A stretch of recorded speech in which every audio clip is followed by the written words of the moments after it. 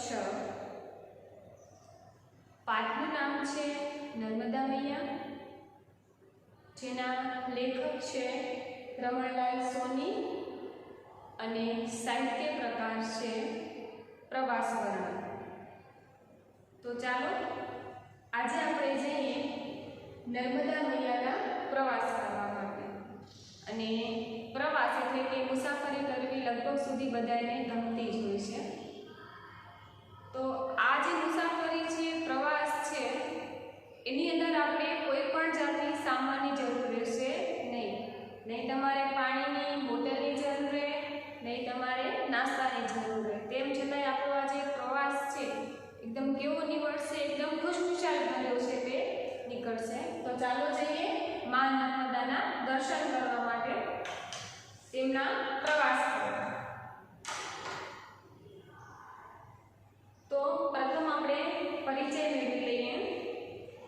આ પ્રવાસ વર્ણનમાં લેખકે લોકમાતા નર્મદાનો સરળ ભાષામાં સરસ પરિચય કરાવ્યો છે। નર્મદા મૈયા ખરા અર્થમાં ગુજરાતની લોકમાતા છે, જીવાદોરી છે। આ વાત લેખકે આપણે પોતે પ્રવાસ માણતા હોઈએ તેવી રસાળ શૈલીમાં રજૂ કરી છે કે સરસ મજાના લેખક એટલે કે રમણલાલ સોનીએ સરસ મજાનું વર્ણન કર્યું છે કે આપણે પાઠ વાંચતા હોઈએ ને તો આપણે જાણે એવું લાગે કે આપણે પાઠ વાંચતા નથી, પણ આપણે જાતે છે કે નર્મદા મૈયાનો પ્રવાસ છે તે કરી રહ્યા છીએ એવું સરસ એટલે કે રસપૂર્વકની માહિતી લેખકે આપણને પૂરી પાડી છે। તો હવે તમે ચિત્રમાં પણ જોઈ શકો છો તો કેવી સરસ મજાની જે નર્મદા નદી છે એનું સરસ મજાનું એક દ્રશ્ય, એક ચિત્ર છે તે આપેલું છે।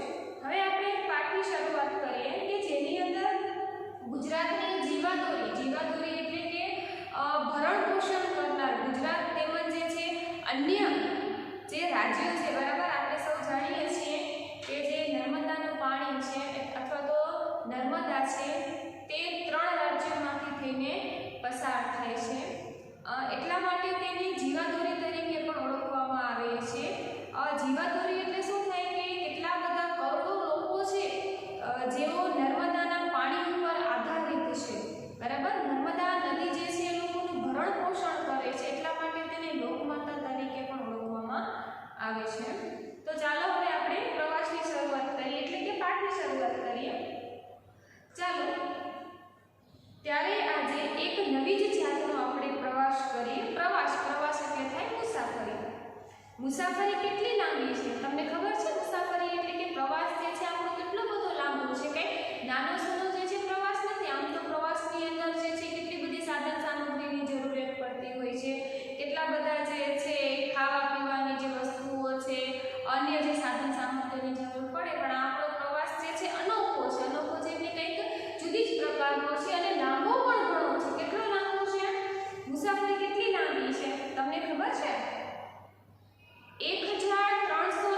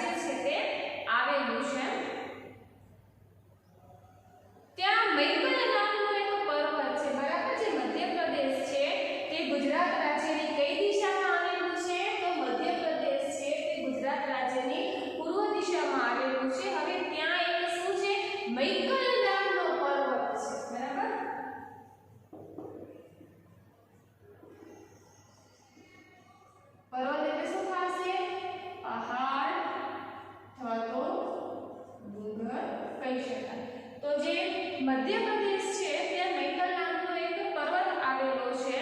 તેની તળેટીમાં એક વિશાળ સરોવર છે. સરોવર એટલે શું થાય? સરોવર એટલે થાય તળાવ. બરાબર. હવે જે નર્મદા મૈયા જે છે એનું ઉદ્ગમ સ્થાન એટલે કે તેનો જન્મ છે ક્યાંથી થાય છે તો એનું વર્ણન કરેલું છે.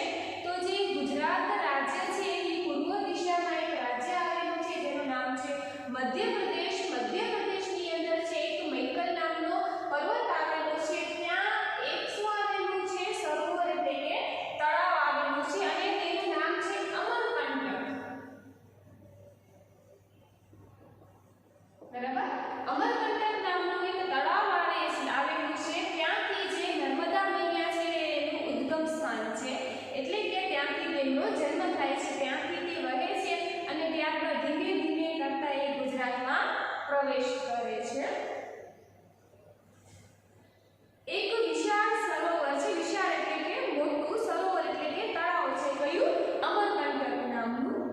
ત્યાંથી નીકળે છે આપણી નર્મદા મૈયા એટલે કે તે નર્મદા મૈયાનું ઉદ્ગમ સ્થાન છે.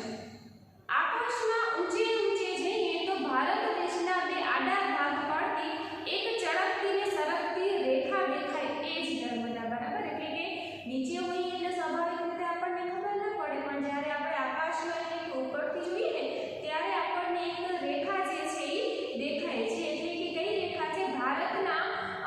ભારત દેશના બે છે આડા ભાગ પાડતી. બરાબર. એટલે કે બે આડા ભાગ પાડતી એક ચળકતી જે રેખા દેખાય છે આ રેખા શું છે? આપણી નર્મદા મૈયા. એટલે કે ભારતનો નકશો હોય આ એક પેલો ભાગ ઉપર છે અને બીજો છે નીચે ભાગ. વચ્ચે જે લીટી દેખાય છે એ શું છે? આપણી નર્મદા મૈયા છે. શું કરે છે? ભારત દેશ છે એના બે ભાગ પાડે છે. ઉપરનો ભાગ છે ઉત્તર ભારત. બરાબર છે. ઉપરનો ભાગ જે છે કયા નામથી ઓળખાય છે? તો ઉત્તર ભારતના નામથી ઓળખાય છે અને જે નીચેનો ભાગ છે તે દક્ષિણ ભારતના નામથી ઓળખાય છે. બરાબર.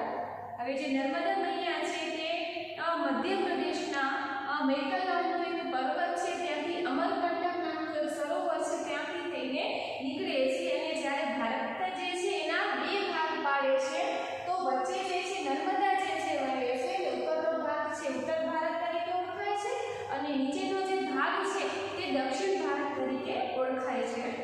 વળી કઈ કેટલાય કિલોમીટર સુધી તો નર્મદાની બંને બાજુ બે ઊંચા પર્વતો છે. બરાબર. હવે જે નર્મદા મૈયા જે છે ને એની કેટલીય બાજુ જે છે શું છે? આ પર્વતો એટલે કે મોટા મોટા ડુંગરો આવેલા છે અને વચ્ચે નર્મદા મૈયા છે તે વહે છે. ઉત્તરમાં છે વિંધ્ય અને દક્ષિણમાં છે સાતપુડા અને વચ્ચે વહે છે ધસમસતી ઉછળતી કૂદતી આપણી નર્મદા મૈયા. તમને ખબર છે કે નર્મદાનો અર્થ શું થાય? ચાલો હવે જોઈએ. આપણે કીધું નર્મદા. તો હવે નર્મદા જે છે એનો અર્થ શું થાય છે? કે નર્મ એટલે કે આપણને આનંદ આપનાર. બરાબર. જે આપણને આનંદ એટલે કે નર્મ આપે છે તે નર્મદા. ચાલો જોઈએ હવે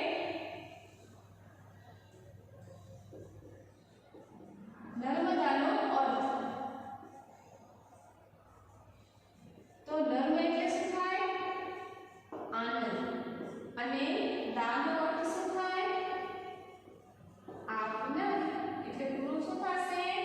નર્મદા મૈયાનો અર્થ થાય નર્મદા એટલે થાય આનંદ આપનારી નદી.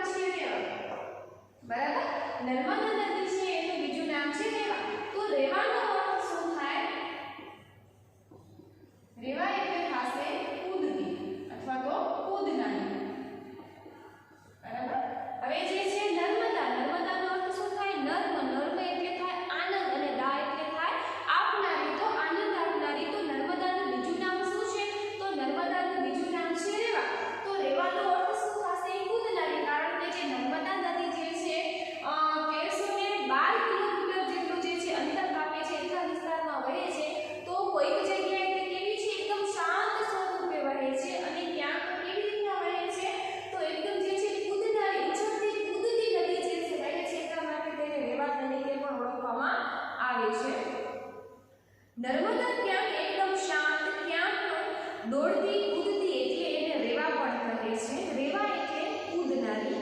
ક્યાંક એ ધોધ બની જાય છે ને ક્યાંક પહાડોમાં તે એકદમ ધીર ગંભીર બનીને વહે છે. આવી સરસ છે આપણી નર્મદા નદી. આપણા ઋષિમુનિઓ તો એના સુંદર કિનારા યાત્રા કરી એના વખાણ કરતા થાકતા જ નથી. બરાબર, આપણા જે પહેલાના સમયની અંદર જે ઋષિમુનિઓ થઈ ગયા ને એ લોકો તો જે નર્મદા નૈયાનો જે સુંદર કિનારો છે એના વખાણ કરતા થાકતા નથી, કારણ કે આપણે નર્મદાને મા તરીકે ઓળખીએ છીએ. આગળ કહે છે, તમે તમારા દાદા દાદીને આ સ્ત્રોત ગાતા સાંભળ્યા જ હશે. ત્વદીએ પાદ પંકજમ નમામિ દેવી નર્મદે, એટલે કે હે દેવી નર્મદા, હું તારા ચરણોમાં, પાદ એટલે થશે કે ચરણ, અને નમામિ એટલે કે વંદન કરું છું. કે આપણા જે પૂર્વજો છે, બરાબર, એટલે કે આપણા જે વડીલો છે એ લોકો પણ જે નર્મદા નદી જે છે એના વખાણ કરતા,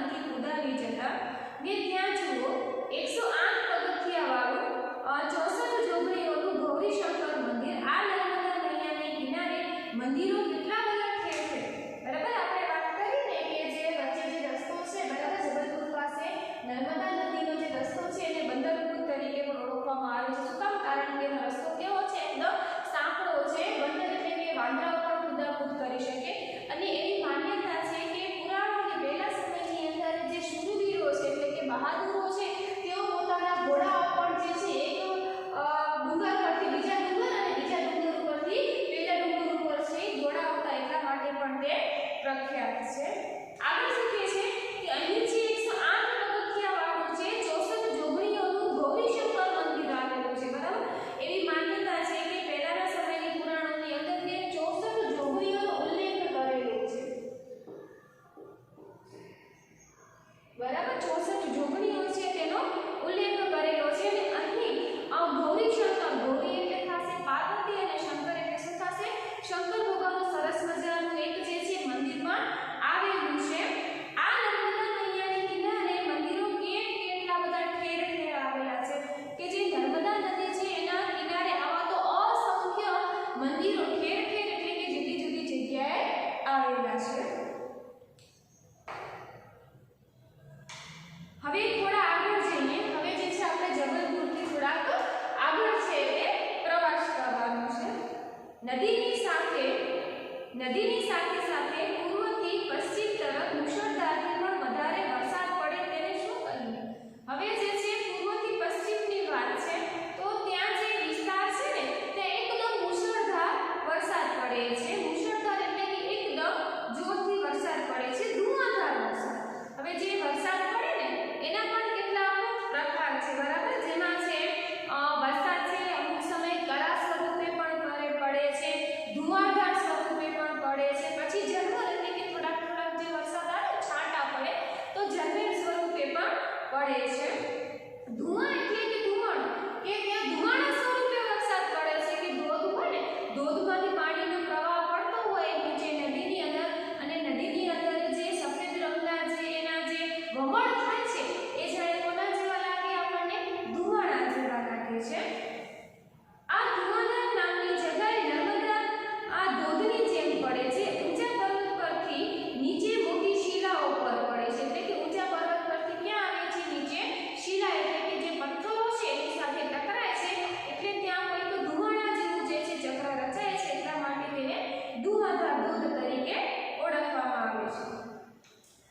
આથી ફીણ ભરેલા સફેદ પાણી ઉછળે ને એની આસપાસ એટલા બધા ઝીણા ઝીણા બિંદુઓ ઉડે કે જાણે ધુમાડો જ જોઈ લો. કેટલું સુંદર દ્રશ્ય છે. તડકો હોય તો મેઘધનુષ્ય પણ દેખાય. એટલે જે સરસ મજાનું જે ધોધ સ્વરૂપે નર્મદા વહી રહી છે તો એનો જે પ્રવાહ જે છે પૂરજોરથી નીચે પડે છે તો નીચે એક શિલા એટલે કે નાના નાના જે પથ્થરો છે એની સાથે અથડાય છે તો ત્યાં જાણે કોઈક જે છે ધોધ એટલે કે ધુમાડો નીકળતો હોય ને એવું દ્રશ્ય દેખાય છે. અને એનામાં ખાસ કરીને જો તડકો હોય અને આ દ્રશ્ય આપણે જોતા હોય ને તો જાણે આપણને એવું લાગતું હોય કે નદીની અંદર જે છે ઇન્દ્રધનુષ છે તે રચાઈ ગયું છે કે જેની અંદર જે 7 રંગોવાળું સરસ મજાનું સુંદર દ્રશ્ય છે આપણને જોવા મળે. ને પાણી પડવાનો અવાજ તો સિંહની ગર્જના જેવો અને જોરથી મુશળધાર જે પ્રવાહ નીચે પથ્થરો સાથે અથડાય ને તો જાણે કોઈક સિંહ જે છે ત્રાડ પાડતો હોય ને ગર્જના કરતો સરસ મજાનો અવાજ પણ ત્યાં આવે છે. આજુબાજુ ખુલ્લો પ્રદેશ, આગળ જતા પ્રવાહ સહેજ ધીમો પડે. હવે જેમ જેમ આપણે આગળ જઈએ છીએ ને એમ જે નર્મદા નદી જે છે એનો પ્રવાહ કેવો પડે છે? ધીમો પડે છે. આ પથ્થર શંખજીરુના સફેદ સુવાળા પથ્થર છે. એટલે કે જેમ જેમ આપણે આગળ વધીએ ને ત્યાં જે છે નાના નાના શિલા એટલે કે પથ્થરો આવે છે અને પથ્થરો પણ કેવા છે? શંખજીરુ. શંખજીરુ એટલે કે એકદમ સરસ મજાના આરસ પહાડ જેવા, એકદમ સફેદ પણ ખરા અને થોડા કેવા હોય છે તેઓ નરમ એટલે કે સુવાળા હોય છે. થાય કે થોડા વીણી લઈએ. હવે થોડીક ઝડપ કરીશું. બરાબર, આપણે જે પથ્થર જોઈને એવી ઈચ્છા થાય કે આપણે પથ્થર છે થોડાક લઈ લઈએ અને પથ્થર છે બેગમાં નાખીને આપણે ઘરે લઈ જઈએ. હવે જે છે આપણે ઝડપ કરવી પડશે કારણ કે હજી નર્મદા મૈયા જે છે ગુજરાતમાં પહોંચવા એને થોડીક વાર લાગશે. બરાબર, એટલે હવે આપણે શું કરવાની છે? પ્રવાસ દરમિયાન થોડીક ઝડપ કરવાની છે. ઇટારસી હોશંગાબાદ આગળ નર્મદાના કિનારે ત્રાંસા અણીદાર પથ્થરો છે. હવે જે ઇટાસરી અને હોશંગાબાદ છે ને એ મધ્યપ્રદેશના એક શહેરનું નામ છે. જેવી રીતે આપણે જબલપુર જોયું ને ત્યાંથી આપણે શરૂઆત કરી છે તો ધીમે ધીમે જેમ જેમ આપણે એના કિનારા ઉપર આગળ વધીએ છીએ મધ્યપ્રદેશના જે બીજા શહેરો છે એના પણ નામ આવ્યા છે ઇટારસી અને હોશંગાબાદ. અને ત્યાં પણ સરસ મજાના જે નર્મદા નદીના જે કાપના જે પથ્થરો છે તે